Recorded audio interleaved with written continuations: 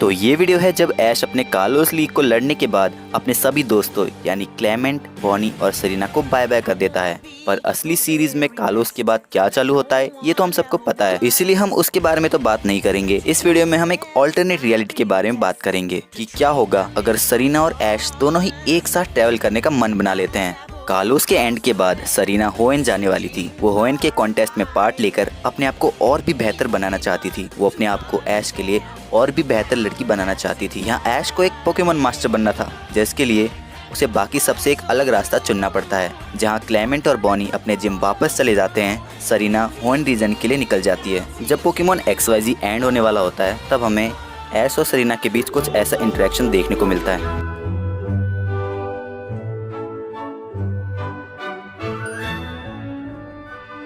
अब anime series में तो इन दोनों के बीच आखिर हुआ क्या ये तो क्लियरली नहीं बताया गया है, पर जहाँ तक कि हम अंदाज़ा लगा सकते हैं कि उन दोनों के बीच कुछ ऐसा हुआ होगा।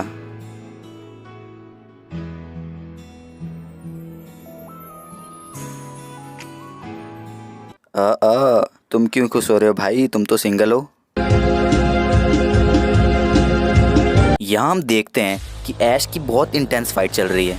उसके 3 में से 2 पोकेमॉन तो ऑलरेडी पूरी तरह हार चुके हैं। सामने जो ओपोनेंट है उसके भी 2 पोकेमॉन ऐश के पोकेमॉन के सामने हार चुके हैं। ऐश अपने फाइनल पोकेमॉन के रूप में पिकाचू को चुनता है और ओपोनेंट वाला भेजता है ड्रैगनाइट को। उन दोनों के ही बीच बहुत भयंकर फाइट चलती रहती है। ना तो यहाँ पिकाचू हार मानने को रेडी है और ना तो वहाँ ड्रैगनाइट, क्योंकि दोनों के ही लास्ट पोकेमॉन बच रहे हैं और दोनों ही अपने ट्रेनर को जिताना चाहते हैं। दोनों ही एक दूसरे से करीबन 45 मिनट तक फाइट करते रहते हैं। अब ऐश पिकाचू को आयरन टेल यूज करने को कहता है, पर पिकाचू इतना थक गया था कि वो आयरन टेल का यूज नहीं कर पाता। पर ओपोनेंट का ड्रैगनाइट पिकाचू पे हाइपर बीम का यूज कर देता है। अब यहाँ पे ऐश को पता चल चुका था कि पिकाचू इस अटैक को तो डॉज नहीं कर पाएगा, और तभी ऐश एक बहुत बड़ी गलती कर देता है। वो खुद ही उस हाइपर बीम के सामने आ जाता है। उस हाइपर बीम का इम्पैक्ट ऐश पर बहुत बुरा पड़ता है। वो सीधा ट्रेनिंग ग्राउंड के एज पर पड़े लोहे के वॉल से टकरा जाता है, जिसके बाद ऐश की हालत बहुत बुरी हो जाती है। वो पूरा खून खून हो चुका है और वहीं बेहोश हो जाता है। पिकाचू तुरंत ऐश के पास आ जाता है और उसको ऐसी बुरी हालत में देख पिकाचू वहाँ रोने लग जाता है।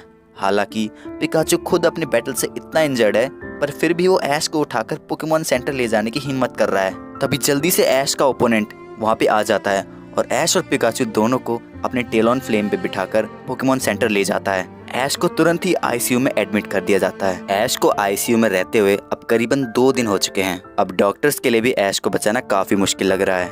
ऐश की मम्मी भी वहाँ ऐश के ठीक हो जाने के लिए प्रार्थना करते करते जोर से रो रही थी। प्रोफेसर ओक, गैरी और ब्रॉक भी हॉस्पिटल में आ चुके हैं और वहाँ पे ऐश की मम्मी को हौसला बनाए रखने को कह रहे हैं। अब यहाँ हम देखते हैं कि सेरेना अपने कॉन्टेस्ट में परफॉर्म कर रही होती है। वो और ब्रिक्सन दोनों ही कॉन्टेस्ट में काफ़ी अच्छा परफॉर्म कर रहे होते हैं। हम यहाँ देख पा रहे हैं कि सेरेना अब अपने कॉन्टेस्ट में काफ़ी अच्छी हो गई है। उसका कॉन्फिडेंस लेवल और चार्म भी काफ़ी बढ़िया है। पर जब वो कॉन्टेस्ट कर रही थी तभी वो वहाँ बैठे ऑडियंस की बातें सुन लेती है, जो कि ऐश की ही बात कर रहे थे कि किस तरह एक ट्रेनर ऐश कैचम, जो कि पैलेट टाउन से है, उसकी एक जिम में फाइट में बहुत बुरी हालत हो गई है। उन्होंने भी इसके बारे में न्यूज़ में ही सुना था।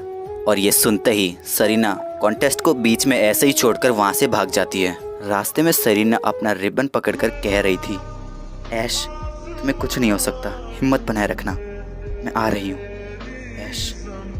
यहाँ प्रोफेसर नर्स ने कह दिया था कि ऐश का बचना अब मुश्किल है। सेरेना रास्ते में अपने पोकेमॉन ब्रिक्सन के साथ बहुत तेज भाग रही होती है। उसे ऐश को किसी भी हालत में बचाना था, और जिसके लिए तो उसने अपना कॉन्टेस्ट भी बीच में छोड़ दिया।